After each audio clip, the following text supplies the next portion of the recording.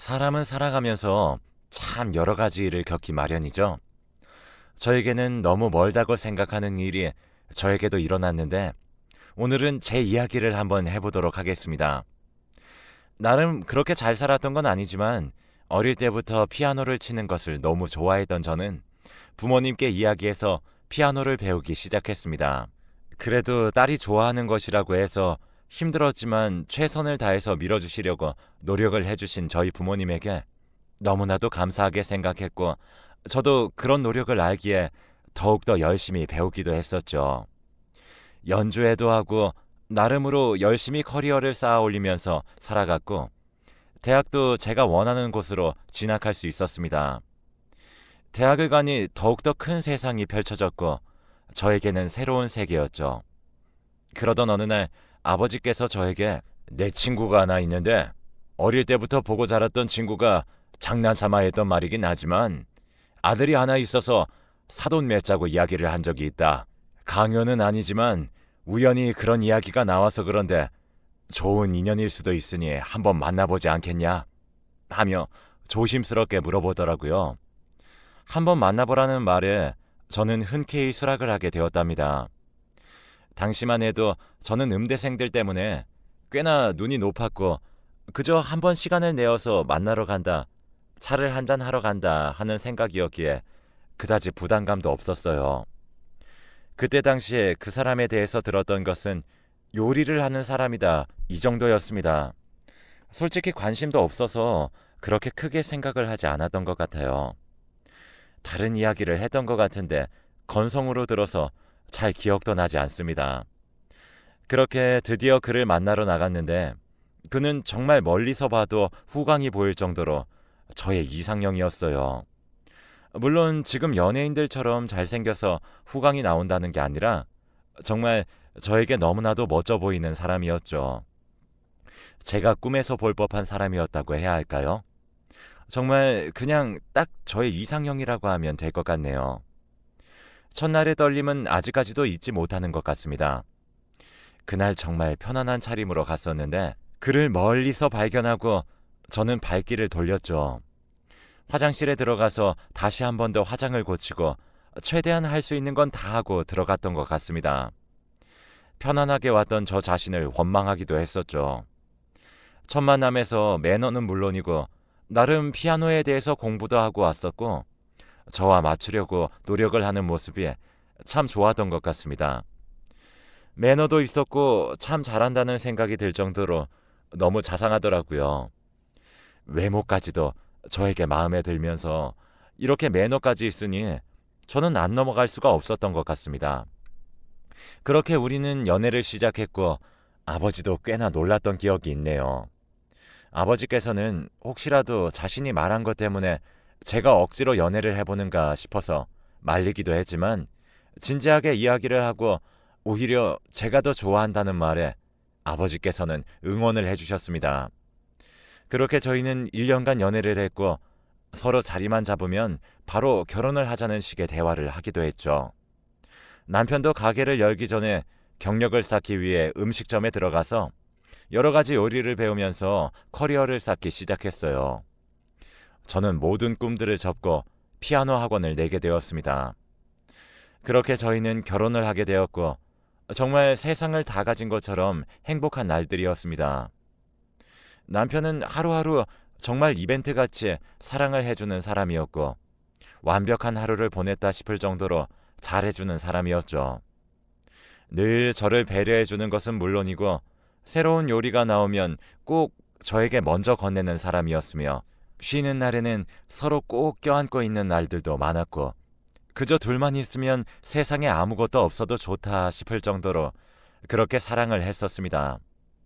제 친구들 사이에서도 저희 신랑은 유명했는데 훤칠하고 저에게 잘하기로 소문이 나 있었거든요.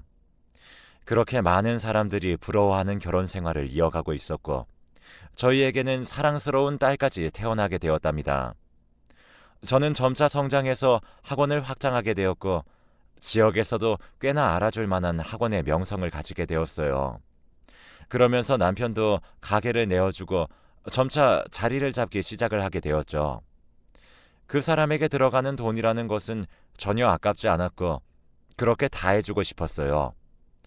남자와 여자가 바뀐 것 아니냐는 말을 들었지만 그런 말 또한 아랑곳하지 않았어요. 그 사람은 저에게 행복이었고 삶의 전부였으니까요. 혹시라도 자기가 빨리 마치는 날에는 꼭 저의 학원에 들러 데리러 가기도 했었네요. 20여 년의 세월이 흘렀지만 저에게는 정말 첫 만남부터 한결같았던 사람이기도 했습니다. 하루하루 더 잘하려고 하고 혹시라도 제가 기분이라도 안 좋으면 늘 물어보며 배려해주는 모습으로 저희는 그렇게 함께 늙어가는 듯 했어요. 그러던 어느 날이었습니다. 남편의 가게에서 불이 났다는 소식을 듣고 불이 나게 달려가는 날이 있었는데요. 다행히도 남편은 그렇게 크게 다치지 않았고 가게의 일부분이 화재로 인해서 꽤 손실이 있었죠. 가게도 가게였지만 저는 남편밖에 보이지 않았습니다. 혹시라도 손이라도 잘못 다쳐서 요리하는 데 지장이 있으면 어떡하나, 화상이 가장 아프다고 하던데 많이 아프지는 않을까 하는 걱정뿐이었네요. 많이 다치지 않은 것을 확인하고 저는 남편과 함께 병원에 다녀오게 되었는데 다행히도 입원은 하지 않았어요. 다만 안정이 중요해 며칠 가게를 열 수 없었죠. 집에 있는 시간이 생겼습니다. 그렇게 화재 때문에 자신도 다쳐놓고도 저에게 미안하다고 하는 남편이었어요. 제가 내어준 가게인데 그렇게 손실이 되었고 손해를 끼친 것 같아서 미안하다는 말이었습니다. 저는 당신만 크게 다치지 않았으면 됐다며 액땜했다는 셈치고 수리하고 새롭게 인테리어해서 다시 시작하면 된다고 남편을 다독거리기 시작했어요. 남편도 많이 놀랐던지 그날은 저에게 떨어지지 않더라고요. 다음날 부주의로 인한 사고였기에 다른 곳에서 연기가 올라왔다는 말도 있었고 장사를 못하게 되었다는 옆 가게도 있었습니다. 모두 다 합의를 하고 나서 집에 돌아오니 남편은 또 한 번 저에게 미안하다고 하더라고요. 물론 그때까지만 해도 저는 남편을 위해서 내가 무언가 해줄 수 있다는 사실이 그저 좋았습니다. 저에게 의지하는 남편이 좋았고 여태까지 수고했으니 편안하게 당분간 좀 쉬자는 말을 하게 되었죠. 여행도 가볼까 생각을 하기도 했었지만 그때 당시에 꽤나 큰 금액이 들어가서 집에서 그냥 요양을 하며 보내기로 결정을 하게 되었습니다. 그 와중에도 남편은 너무 잘했고 다친 손으로 저에게 아침 저녁을 다 해주면서 이거라도 하게 해달라며 방긋방긋 웃어주었어요. 그렇게 집에서 지내던 어느 날 친구에게 연락이 왔는데 나이 조금 더 먹기 전에 한번 여행을 가자는 말을 하더라고요. 하지만 그때 당시에 남편도 집에 있고 제가 그렇게 여행을 갈 상황이 아니라서 그런지 조금 고민을 하다가 거절하게 되었지만 친구가 너무 가고 싶었던 나머지 남편에게 전화까지 걸어서 물어봤더라고요. 상황을 모르던 친구는 남편에게까지 전화를 했고 허락을 해달라고 이야기를 했던 모양입니다. 집에 들어가서 저녁을 먹는데 남편이 먼저 이야기를 꺼내면서 친구들이랑 여행 다녀왔으면 좋겠어. 응? 어떻게 알았어? 미희가 나한테 전화 왔더라고. 라고 하더군요. 안 가려고 했지만 남편이 괜찮다며 이번 기회를 놓치면 자기 때문인 것 같아서 너무 서글플 것 같다고 이야기를 하였고 어떻게 보면 이제는 괜찮아지기도 했고 따로 제가 케어할 부분은 없는 것 같아서 친구에게 전화해서 여행을 가기로 마음을 먹게 되었죠. 너무 멀리는 가지 않기로 했고 친구 몇 명과 함께 가까운 곳으로 수다나 떨면서 술이나 한잔 하기로 결정을 하게 되었습니다. 그렇게 여행의 당일이 되었고 안 가려고 하긴 했었지만 막상 몇 년 만에 친구들과 함께 가려고 하니까 솔직히 설레는 마음은 어쩔 수 없더라고요. 저녁부터 잠을 조금 설쳐서 아침까지도 선잠을 자듯이 하고 그렇게 아침부터 부랴부랴 준비를 하고 있었습니다. 아침부터 일어나 있던 남편은 저에게 도시락을 정성스럽게 가득 싸주었죠. 차 타고 가면서 입 심심할 때 친구들이랑 먹어. 도시락도 꽤나 컸는데 도시락을 들고 집 앞까지 온 친구의 차까지 마중해주는 것도 잊지 않았답니다. 친구의 차를 타고 아직까지도 너희는 신혼이라며 그렇게 부러워하는 말들에 어깨가 으쓱했죠. 그때까지만 해도 지금 같은 이런 비극은 일어날지 상상도 하지 못했던 시간이었어요. 그저 남편의 배웅이 좋았고 친구들과 함께 있는 시간이 좋았죠. 신나게 이야기를 하면서 달려가는데 2시간 정도 달렸을까요? 친구의 휴대폰이 울리는 것을 듣게 되었습니다. 처음에는 이렇게 놀러 가는데 기분 깨기 싫다며 가족들도 놀러 간 걸 알아서 전화 안 할 거다. 그냥 받지 말아라 이야기를 하였지만 한 번, 2번 그렇게 전화는 끊임없이 울렸고 무언가 직감한 그녀는 이상한 듯 전화를 받더라고요. 여보세요? 바로 친구의 아들이 사고를 당했다는 소식을 접하게 되었죠. 저희 모두가 부모였기에 저희는 어떠한 말도 하지 않고 얼른 차를 돌리라고 하며 그 병원으로 바로 향했습니다.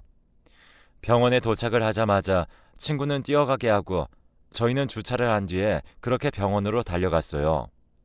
다행히도 친구의 아들은 그렇게 많이 다치지 않았고 단지 많이 놀랐던 모양이더라고요. 애가 멍하게 있는데 그 모습을 보기만 해도 마음이 찢어졌습니다. 그렇게 저희는 친구를 데려다 놓고 다음을 기약하며 헤어지기로 했어요. 이러한 사고도 있었는데 괜스레 갔다가 안 좋은 일이 생기면 모든 것이 그 탓이 될 것만 같았거든요. 가지 말라고 하는 하늘의 뜻인가 봐. 이렇게 좋게 이야기를 하면서 우리 다음 달에 한 번 더 계획을 잡아보자 하고 이야기를 하게 되었죠. 저는 남편에게 전화를 할까 말까 망설이다가 갑자기 제가 나타나면 얼마나 기쁠까 하는 생각으로 전화 없이 집으로 돌아가게 되었습니다. 도착을 해서 도어락을 열고 집으로 들어가는데 엄청 큰 TV 소리가 들려왔어요. 저는 남편이 있나 보다 싶어서 얼른 문을 열고 들어갔습니다. 문을 여는 순간 정말 모든 시간이 멈췄다고 해도 믿을 만한 느낌이었습니다. 사람이 서늘해지고 소름이 끼치면 지나가는 공기 온도까지 몸으로 느낀다고 하죠. 정말 딱 그 느낌이었습니다. 놀란 눈으로 저를 바라보는 남편, 그리고 사모님 너무 이쁘세요 하면서 웃어줬던 남편 가게의 종업원. 나이 차이도 15살 넘게 난다고 알고 있는데 그 어린아이와 그렇게 같이 있는 겁니다. 제가 어리고 이쁘다고 했던 것도 기억나고 그리고 남편이 했던 말도 그대로 기억나요. 예쁘긴 어린 거지. 당신이 훨씬 더 예뻐. TV 소리를 크게 틀어 제가 오는 것도 알지 못하고 저희 집의 소파에 다정하게 앉아있는 그들의 모습을 보게 되었습니다. 꿈 같은 현실에 마주한 저는 정말 아무것도 할 수 없었고 한 몇 분간은 그들도 정적, 저도 정적이었던 것 같아요. 현실이 믿기지 않으니까 사람이 벙찐다는 말이 실감이 나더라고요. 그리고 어느 정도 정신을 먼저 차린 건 남편이었죠. 갑자기 그 아이를 얼른 떼어놓고 저에게 다가와서 싹싹 빌기 시작하더라고요. 첫 마디가 뭔 줄 아세요? 가게 정산할 게 있어서 잠시 들렸는데 여보도 없고 해서 잠시 같이 TV를 봤고 먹을 것도 해먹었어 라고 했습니다. 절대 오해할 만한 사이가 아니라고 하더라고요. 누가 종업원과 사장이 가정이 있는 집에서 TV를 봅니까? 다정하게 앉아 있었는데 눈이 달린 짐승이라도 불륜 관계인 건 알 수 있는 상황이었어요. 그렇게 남편이 이야기를 하자 종업원은 맞장구를 치듯이 소파에서 일어나 저에게 무릎을 꿇고 오해할 상황 만들어서 죄송하다 하더군요. 저는 본능적으로 남편의 핸드폰이 보였고 저는 남편의 핸드폰을 낚아챘습니다. 남편에게 비밀번호가 뭐냐고 소리 지르고 결국 남편은 비밀번호를 알려주더군요.